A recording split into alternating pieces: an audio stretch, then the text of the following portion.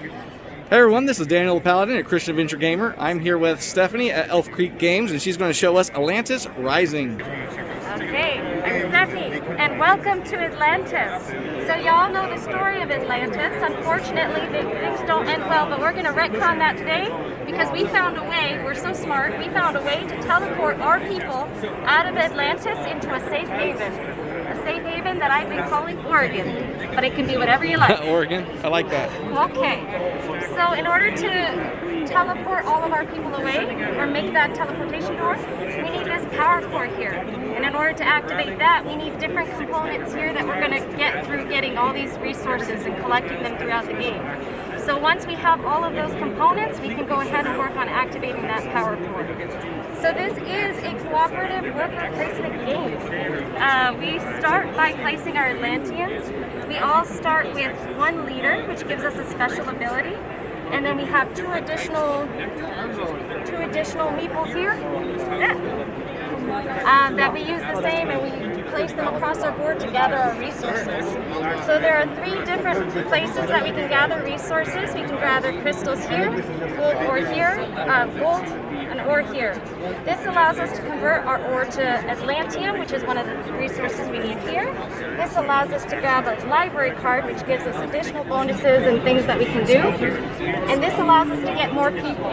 In order to be on this one though, it's a little special. You need 2 people to be in that in order to gather that. But everywhere else you can just go to individually. So we'll place our characters wherever we like for whatever resources we need. And then we have to suffer misfortunes. Oh no!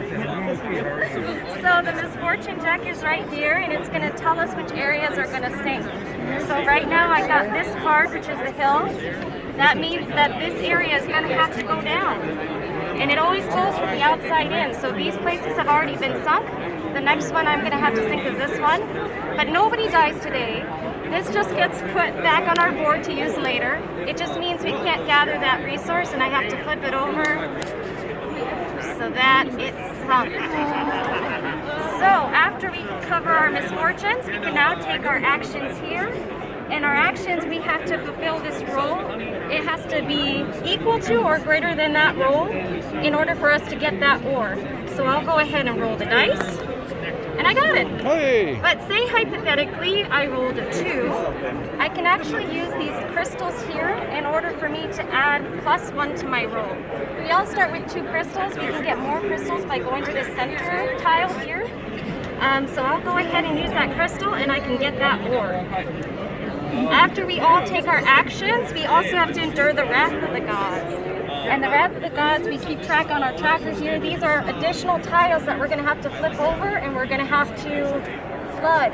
Over time, that increases. So right now we're good, but over time, we're going to go to 3 tiles that we're going to have to flood at the end of each round. So it kind of starts picking up pretty fast. The crystals also allow us to do other things, so it does allow us to get another library card. It does allow us to create a barrier to prevent an area from flooding. So say I ended up flooding this area, I would just take this away instead. Or it allows us to flip over a flooded tile and save that place. So over time, we're just going to work together, gather our resources, get all of our components, activate our power core to safety.